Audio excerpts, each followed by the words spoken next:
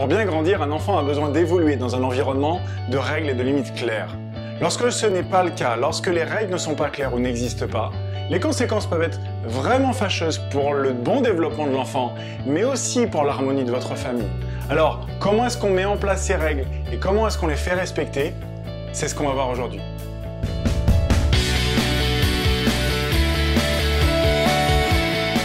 Bonjour à vous et bienvenue dans cette vidéo, je m'appelle Cédric, je suis le fondateur du site élevez-votre-vie.fr et dans cette vidéo sur l'éducation des enfants.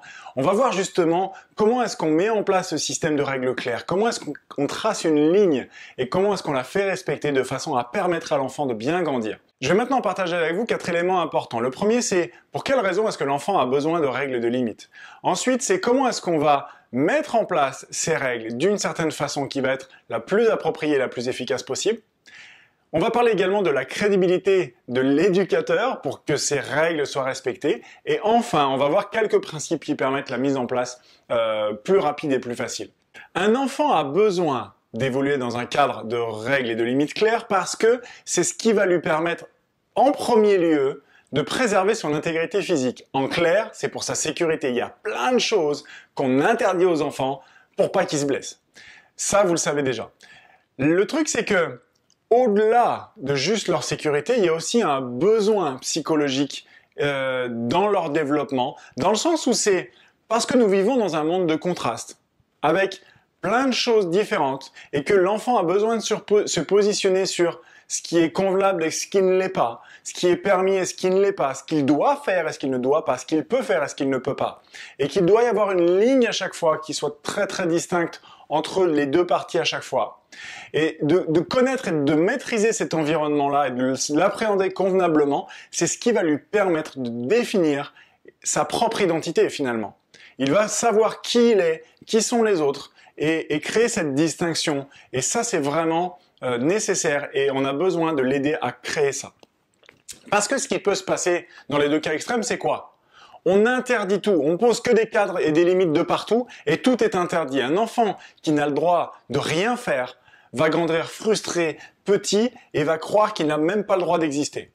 Au contraire, un enfant qui a le droit absolument à tout et à qui on ne va rien interdire, à qui on ne va rien cadrer, on va jamais rien cadrer, eh bien c'est un enfant qui va penser qu'il est tout le monde et qui va marcher sur les pieds de tous ceux qui l'entourent tout au long de son existence. Et ça va pas être sans poser quelques petits problèmes sociétaux, vous êtes d'accord avec ça. Donc, on a besoin de trouver le curseur quelque part entre les deux, entre tout interdire et tout permettre.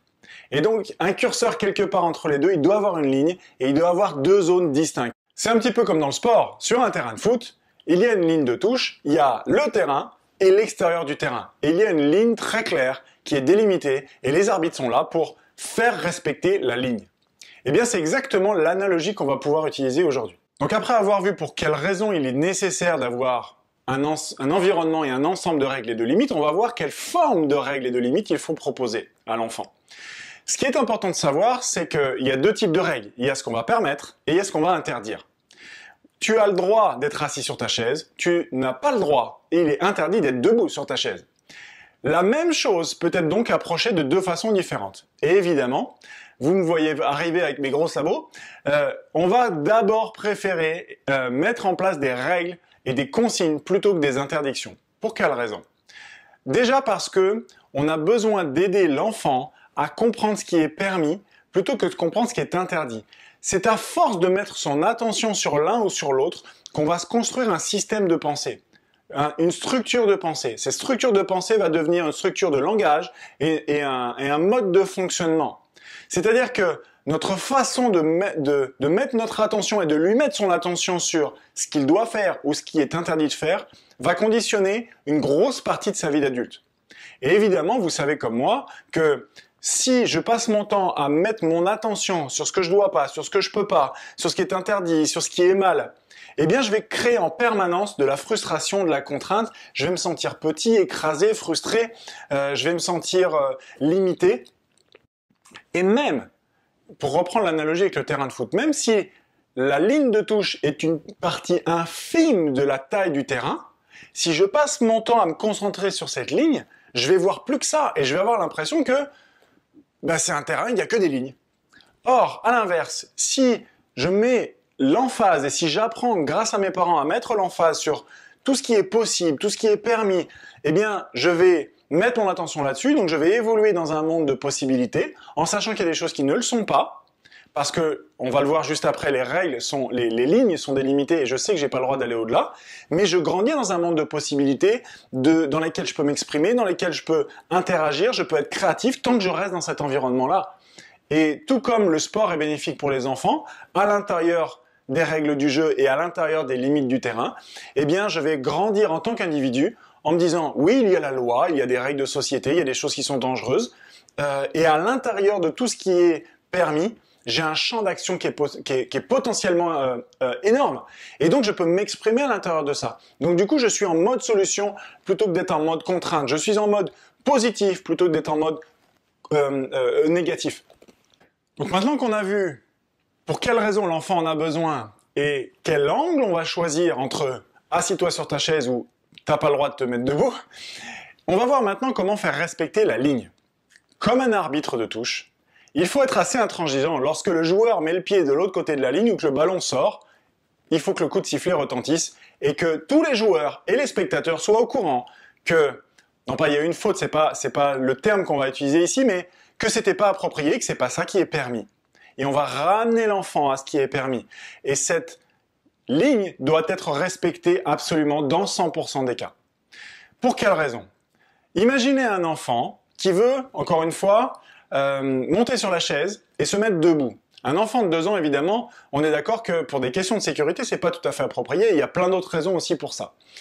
Mais ne serait-ce que pour des raisons de sécurité, eh bien, si à l'enfant lui dit « tu restes assis sur la chaise, on reste assis », c'est comme ça qu'il faut faire, tout le monde est assis sur la chaise, et toi, tu dois être assis sur la chaise aussi. L'enfant va probablement râler. Certes, s'il se remet debout, et que vous ne dites rien, que vous le laissez faire, vous venez de bousiller votre crédibilité d'adulte.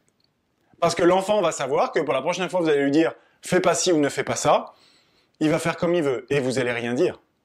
Donc si vous ne faites pas vous-même respecter la règle que vous vous posez, donc si vous ne vous respectez pas vous-même dans ce que vous offrez à l'enfant, il ne va pas vous respecter non plus. L'être humain, l'autre, nous respectera toujours davantage quand on va commencer à lui dire non. C'est de l'affirmation de soi et vous avez besoin en tant qu'éducateur de vous affirmer en tant que vous, et de dire « je ne suis pas d'accord » ou « stop, cesse de te mettre debout, on reste assis sur la chaise ». Et c'est comme ça. Et si l'enfant veut descendre, bouder, râler, etc., c'est ok, il a le droit d'être frustré. Ça fait partie de son cheminement naturel de faire l'expérience de la frustration. C'est ok, vous devez être capable de l'accueillir avec beaucoup d'amour et de bienveillance, de dire « je comprends que tu sois pas content, tu as le droit de ne pas l'être, et sur la chaise, on reste assis ». Et progressivement, l'enfant va très bien comprendre que lorsque vous offrez une règle, que vous posez un cadre et une limite, eh bien, il doit la respecter parce que de toute façon, vous ne le laisserez pas aller au-delà. Vous allez évidemment pas le laisser mettre sa vie en danger, juste pour économiser le confort de ne pas le voir râler. On est d'accord avec ça. C'est très important ici de toujours faire respecter la règle. Du moment où vous allez permettre à l'enfant de franchir la limite et de le laisser faire, vous venez de distiller en lui une nouvelle liberté acquise. Et lorsqu'un être humain vient de gagner une nouvelle liberté, pour revenir en arrière, c'est coton. Hein.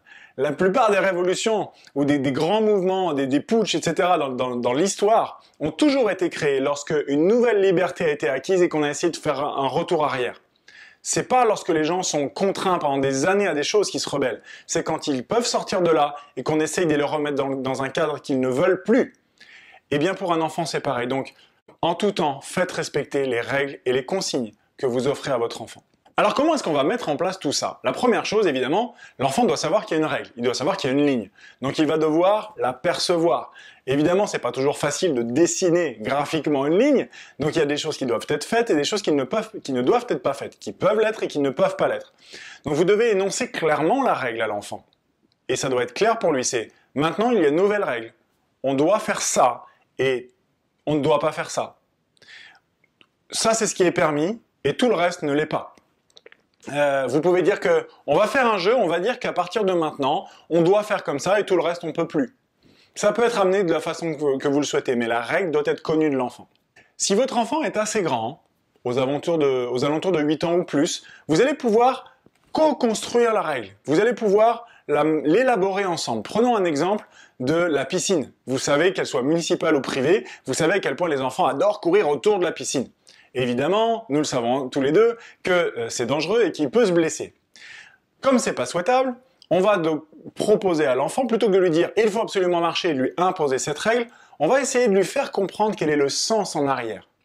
Et si l'enfant comprend le sens et qu'il contribue à la création de la règle du jeu, eh bien il va plus facilement se l'approprier et évidemment la respecter avec une grande facilité. Donc allez voir l'enfant et dites-lui « écoute, si tu cours au bord de la piscine, ça peut être dangereux et j'ai peur que tu te blesses. Comment est-ce qu'on pourrait faire pour que tu puisses t'amuser et courir sans te mettre en danger ?» Et l'enfant va essayer de réfléchir un petit peu, je sais pas, donc aidez-le. Et vous lui dites, regarde, autour de la piscine, le sol est dur, sur les dalles, et c'est dangereux ici. Et là-bas, il y a de l'herbe. Et l'enfant va rapidement capter, ok, donc sur l'herbe, est-ce que je peux courir? Oui, sur l'herbe, tu peux courir, t'es pas en danger, tu risques pas de glisser. Super, donc on dit qu'on court sur l'herbe, mais sur les dalles, on marche. T'es d'accord avec ça? Banco. Et l'enfant va s'approprier la règle avec une grande facilité. Lorsque l'enfant est plus jeune, 8 ans, 7 ans, 6 ans ou moins, évidemment, ça va être à vous de proposer la règle et de demander à l'enfant de la respecter dans la mesure, effectivement, où c'est vous qui avez l'expérience en tant qu'éducateur et l'enfant doit comprendre qu'il doit s'appuyer sur vous et vous faire confiance. Cela dit, donner du sens à la règle est extrêmement facilitant. Si vous dites à l'enfant tout simplement « on met pas les coudes sur la table et c'est tout », alors déjà vous venez de vous focaliser sur ce qu'il ne faut pas faire, mais ensuite c'est pour quelle raison? Quelle est la raison valable de ça? Ah c'est parce que ma mère m'a toujours donné des coups de fourchette dans les coudes quand je le faisais, alors il ne faut pas le faire. Vous êtes d'accord que ça manque un petit peu de profondeur. Donc vous allez avoir besoin pour vous-même et pour votre enfant de donner du sens.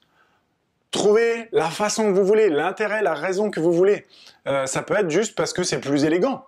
L'élégance est une raison en soi. Mais trouvez quelque chose qui va donner du sens. Enfin, et pour terminer, c'est quelque chose que je vous répéterai à tout moment dans chacune des vidéos sur l'éducation. Si vous vous apercevez que depuis quelque temps, depuis peut-être plusieurs années, vous n'avez pas forcément appliqué les bonnes méthodes parce que vous ne saviez pas, s'il vous plaît, ne faites pas preuve de culpabilité. S'il vous plaît, soyez doux et bienveillant envers vous-même. Prenez juste la responsabilité que vous ne saviez pas, que vous avez fait jusque-là avec le meilleur que vous pouvez, avec les informations qui étaient en votre possession, et que maintenant que vous avez de nouvelles informations, vous allez simplement faire évoluer votre façon d'interagir avec votre enfant, parce que votre quête est ça et son bénéfice à lui. Donc surtout, on laisse la culpabilité de côté. Prenez la responsabilité, cette magnifique responsabilité bienveillante de vous améliorer en tant qu'éducateur pour le bon futur de votre enfant.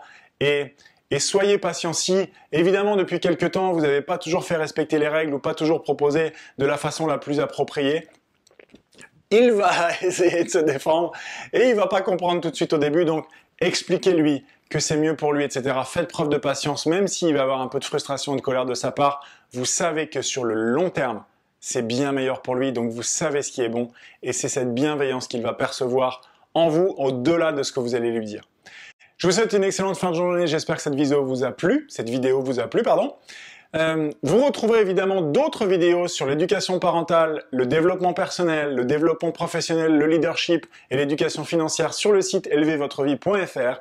Et sur cette thématique en particulier sur l'éducation, c'est avec plaisir que je vous trouverai non seulement dans d'autres vidéos, mais également rapidement dans des conférences en présentiel, en salle et dans des séminaires de formation. Tous les renseignements et toutes les infos sont sur le site élevez-votre-vie.fr. À très bientôt.